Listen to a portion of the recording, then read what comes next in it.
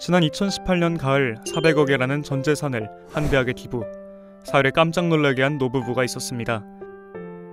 6.25 전쟁 때 월남한 부부는 서울 청량리에서 평생 과일을 팔았습니다. 배움이 짧았지만 부부는 겸손했고 변변한 여행 한번 다니지 않았습니다.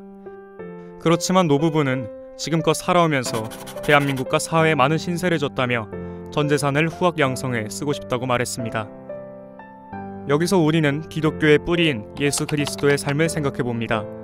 세상 구원을 외쳤던 그는 율법주의자들의 비소와 조롱 가운데 참혹하고 고통스러운 십자가형을 언도받고 피 끓는 33년 생애를 마감했습니다.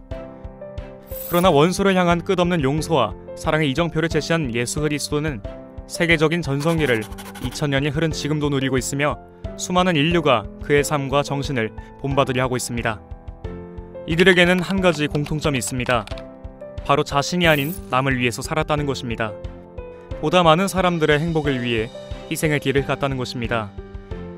그렇다면 위하여 사는 인생은 자신을 희생하는 쪽으로 몰고 가는데도 불구하고 왜 점점 더 가치 있고 보람 있고 주변 사람들은 물론 자신까지 행복으로 인도하는 것일까요? 그것은 인간의 창조가 위하여 살 때 가장 큰 기쁨을 느끼도록 지음받았기 때문입니다. 가정연합 창설자이자 세계적인 평화운동을 주도해온 문선명 한학자 총재 양이부는 하나님의 인간 창조 목적은 인간이 행복하게 사는 모습을 보고 당신도 기쁨을 얻기 위해서였다라고 강조합니다. 그것을 성경에서는 하나님이 인간을 창조하신 후 보시기에 심히 좋았더라 라고 기록되어 있습니다. 문 총재 양이부는 성경 66권을 한마디로 결론지으면 위하여 사는 것으로 압축할 수 있다고 했습니다. 하나님의 창조가 자신을 위해서가 아닌 상대, 자녀인 인간을 위해서 시작됐기 때문에 그렇게 지음받은 인간은 창조 목적대로 위하여 살 때 진정한 행복을 느낄 수 있게 되는 것입니다. 우리가 흔히 쓰는 기쁨, 사랑, 행복이란 말들도 모두 상대를 먼저 인정하고서 하는 말들입니다. 특히 사랑은 절대 혼자서는 느낄 수도 할 수도 없는 것이기에 우리 인생이 위에서 존재해야 한다는데 반론이 있을 수 없습니다. 상대를 잠깐만 위하고 끝내겠다는 것이 아니라 영원히 위하겠다는 강한 심정적 작용인 사랑이 꽃을 피워서 생명이란 열매를 맺은 것입니다. 그러므로 오늘 나란 사람이 존재하는 이유는 나 혼자를 위해 있는 것이 아닙니다. 태어난 동기가 이미 상대를 전제한 사랑으로 시작됐기 때문에 살아야 할 목적과 과정도 사랑이어야 하며 마지막 관문인 영원한 세계도 사랑으로 결론을 지어야 합니다. 그렇다면 생각해 보겠습니다. 변치 않는 사랑이 꽃피고 생명이 결실되는 곳이 어디입니까? 그곳은 오직 가정뿐입니다. 그래서 성경에서 하나님은 인간 조상 아담과 헤와를 짓고서 그들에게 생육하고 번성하여 땅에 충만하라고 축복했습니다. 이것은 사랑과 생명과 혈통이 있는 가정을 이루라는 의미입니다. 남편은 아내를 위해서 살고 아내는 남편을 위해서 삽니다. 아버지와 어머니는 자녀를 지극한 사랑으로 보살피고 자녀는 그런 부모 앞에 존경과 사랑의 마음이 담긴 효를 실천합니다. 한 번 주고 그치는 것이 아니라 계속 주고받기 때문에 서로를 위하는 사랑은 주면 줄수록 더 큰 기쁨과 행복감으로 다가옵니다. 그래서 사랑은 직선운동이 아닌 선순환의 구형운동을 하면서 영원성을 갖게 됩니다. 하나님은 바로 이런 사랑 가득한 가정에 자신도 들어가서 그 사랑에 깊이 푹 빠져서 참 좋다, 참 행복하다 라고 말하고 싶은 소망을 갖고 계신 것입니다. 이렇게 가정을 중심하고 서로를 위하는 참 사랑을 배우고 실천한 사람이 사회를 구성하면 그 사회는 어떤 사회가 되겠습니까? 그런 사람들이 모인 국가는 어떻게 되겠습니까? 성경에서 하나님은 자기 형상, 곧 하나님의 형상대로 인간을 창조하셨다라고 했습니다. 사랑과 생명과 혈통의 주인이신 하나님은 어머니가 아이를 잉태해 자신의 골수를 투입하듯 당신의 전부를 투입하여 자녀의 인간을 창조하셨습니다. 그리고 그 인간이 잘 성장하여 사랑 가득한 가정을 이루고 사랑 가득한 종족, 민족, 국가, 세계를 이루어 하나님을 부모로 모신 평화 이상세계를 이루기를 소원하셨습니다. 하나님이 바라신 소원과 이상으로 볼 때 지금 우리가 사는 세상은 어떻습니까? 전쟁과 테러, 분쟁 등으로 하루에도 수천 명이 다치거나 목숨을 잃고 하루에도 맑은 물 한 잔을 마실 수 없는 사람의 숫자가 세계적으로 9억 명이 넘습니다. 대한민국은 어떻습니까? 대한민국 20, 30대 사망 원인 1위는 질병이 아니라 자살입니다. 전 세계 이혼율 1, 2위를 대한민국이 다투고 있습니다. 출산율도 한 명 이하로 떨어져 그것마저 세계 1, 2위를 차지하며 미래마저 암울합니다. 그런데 이것보다 100배, 1000배는 더 심각한 문제가 있습니다. 바로 성범죄 증가입니다. 최근 몇 년의 통계를 보면 전체적인 범죄 건수는 줄었지만 성범죄만큼은 오히려 큰 폭으로 증가했습니다. 세계 어디를 막론하고 이 시대가 참된 사랑에 기초한 참된 가정이 절실하게 요청되는 것은 모두가 주지하는 사실입니다. 그러나 지금 이 세상은 거짓 사랑, 이기적인 사랑이 만연해 있습니다. 최근 몇 년간 우리 사회는 성적 피해를 입은 여성들의 외침이 미투 운동으로 끊임없이 전개되고 있습니다. 성추행과 성폭행 등으로 얼마나 많은 여성들의 소중한 삶이 무너지고 그 가족들이 정신적 고통을 받고 있는지 모릅니다. 문학계, 예술문화계, 체육계, 교육계, 정치계는 물론이고 심지어 그런 행위를 근절시킬 책임을 진 종교 지도자들까지 미투 대상으로 지목되고 있습니다. 양심의 끈을 놓아버리고 물불 가리지 않는 탐욕은 인간에게 가장 소중한 사랑과 생명의 혈통의 근원인 성을 무참하게 짓밟고 처절하리만큼 유린하고 있습니다. 스스로의 힘으로는 도저히 통제도 회복도 시킬 수 없을 만큼 그 음란의 유혹과 파괴력은 엄청납니다. 하나님이 지은 인간 세상이 왜 이런 형국이 되었을까요? 분명 하나님은 절대적으로 선한 분이고 참된 사랑의 주인이라고 했는데 그분이 지은 인간은 왜 이런 죄악으로 고통받으며 살고 있는 것일까요? 결론부터 말하면 그것은 인간 조상이 사탄 루시엘로 인해 타락했기 때문입니다. 하나님이 인간을 창조는 하였지만 이팔 청춘 꽃다운 청소년기에 사탄 음모에 넘어가 타락함으로 말미암아 참된 사랑이 아닌 거짓 사랑을 하여 죄악으로 물든 부부의 인연 가운데 거짓 가정을 이루었기 때문입니다. 사탄 루시엘을 중심한 아담과 헤아의 악한 사랑은 악한 생명을 낳았고 그 악한 혈통은 악한 가정, 종족, 민족, 국가, 세계를 이루게 되었습니다. 꿈같은 이야기, 도저히 믿기지 않는 이야기 같습니까? 이것은 사실입니다.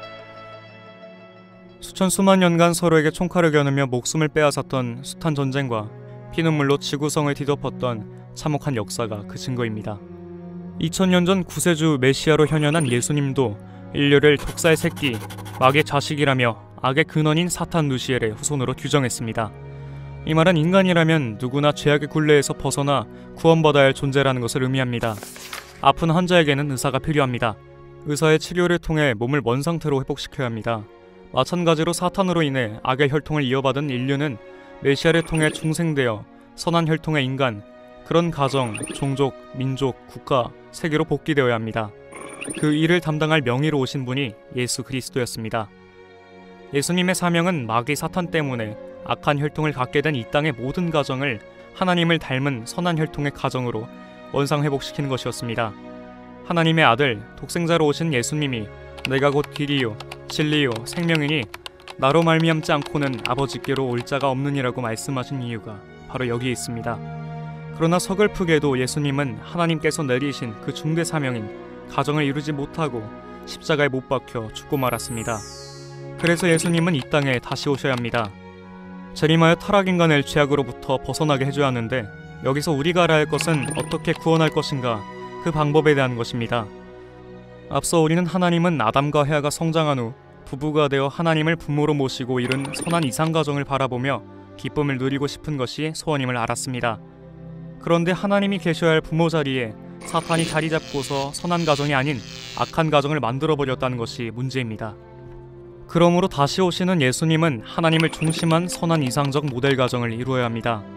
당신이 먼저 선한 가정을 이룬 후 타락으로 거짓 사랑, 거짓 생명, 거짓 혈통을 갖게 된 이 땅의 모든 가정들을 본연의 이상 가정으로 이끌어 원상 회복시켜줘야 합니다.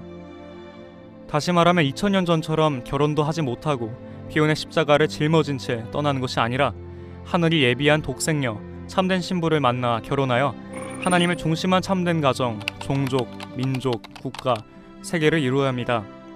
그것이 성경 요한계시록 19장에서 비유로 언급된 어린 양 잔치입니다.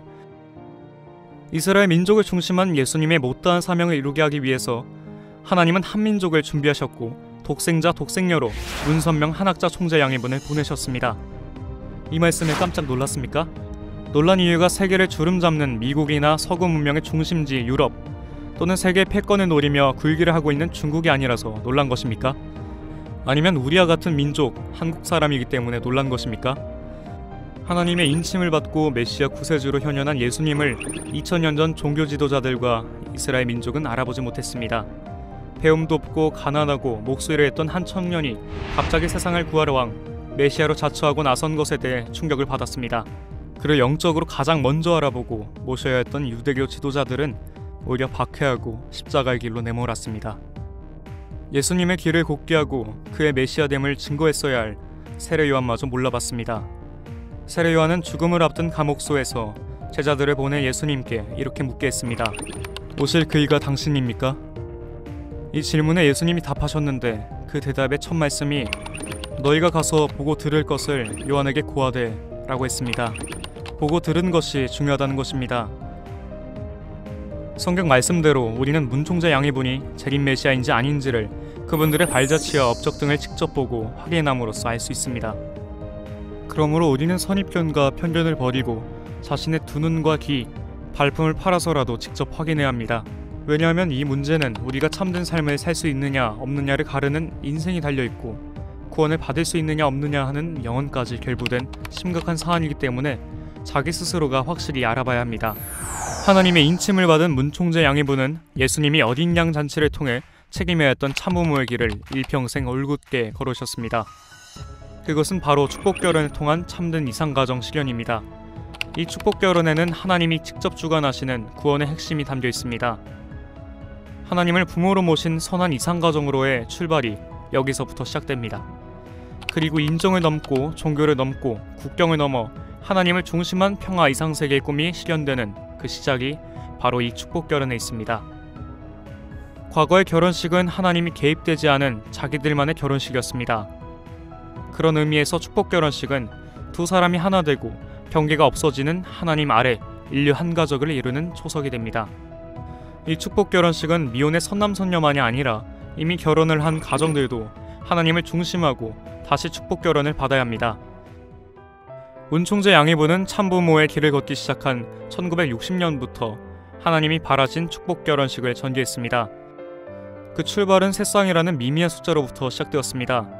그러나 1961년에는 33쌍의 선남선녀가 축복결혼을 받고 하나님을 중심한 선한 가정을 이루었습니다. 여기에는 서울대, 연세대, 이화여대 등 당시 최고 엘리트 젊은이들이 일생일 때 한 번뿐인 자신의 배우자 결정을 양이분에게 의지할 정도로 진리 말씀에 대한 확고한 믿음과 영계로부터의 계시 등이 있었습니다. 이듬해인 1962년에는 72쌍이 축복결혼을 받았습니다. 1963년에는 124쌍으로 그 숫자가 대폭 늘어났습니다. 이때부터는 교회가 아닌 대규모 장소에서 공개적인 축복결혼이 이루어졌습니다. 1982년 10월 14일에는 서울 잠실 실내체육관에서 6,000쌍이 참가했습니다. 서울올림픽이 열린 1988년 10월 30일에는 6,500쌍의 축복결혼식이 이루어졌습니다. 1992년 8월 25일에는 서울올림픽 주경기장에서 세계 131개국 선남선녀들이 참가한 3만 쌍 국제 축복결혼식이 거행되었고 3년 뒤인 1995년 8월 25일에는 36만 쌍이 참가했습니다. 해를 거듭할수록 축복결혼식은 점점 확대되고 세계화되었습니다. 지금까지 거행된 축복결혼식들은 수많은 일화와 감동 스토리를 남겼습니다. 특히 6,500쌍 축복결혼식은 한국과 일본 젊은이들이 역사적으로 얽히고 설킨 양국 갈등의 벽을 넘어 하나님이 바라신 이상가정을 이룰 것을 결의하며 선구적인 길을 개척한 혁명적 사건이었습니다. 당시 사회적 통념에서는 상상을 초월한 사건이었기 때문에 전 세계가 주목한 것은 물론 신랑 신부의 부모, 일가 친척들의 반대에도 만만치 않았던 것이 사실입니다. 그러나 그 길에 잘못이 없고 의롭고 옳다는 신념과 확신이 서게 되면 포기할 수 없는 것이 또한 천리천도가 아니겠습니까? 무엇이든지 첫 단추가 중요합니다. 1988년 축복결혼을 받고 이 땅에 정착한 일본 여성들은 대한민국 다문화 가정의 첫 출발이며 원조입니다. 이들은 우리나라 다문화 가정 1호로서 참된 아내의 전통, 참된 며느리의 전통, 참된 어머니의 전통을 세웠습니다. 전국적으로 효보상을 받은 이들이 1,000명이 넘습니다. 해년마다 유관순 열사 정신선양대회를 개최하며 일본이 하지 못한 역사적 반성을 민간 차원에서 주도하고 있습니다. 대한민국 국민들보다 더 깊은 애국의 길을 도모하면서 자녀들을 훌륭하게 양육하고 있습니다. 이들이 낳은 아들, 딸들은 어느덧 성인이 되어 대한민국 국민으로서의 책임을 다하고 있습니다. 어엿하고 늠름한 군인이 되어 국방의 의무를 다하고 있습니다. 이들 모두는 대한민국을 너무나도 사랑하며 오늘날까지 한일 양국의 정치 지도자들이 풀지 못한 민족적, 국가적 갈등을 이미 넘어서서 참된 화합과 평화의 길을 주도해 나가고 있습니다. 축복 결혼을 통해 참된 이상가정을 이루어야 하는 것은 이 땅에 살고 있는 모든 인류의 성스러운 책임이요 의무입니다.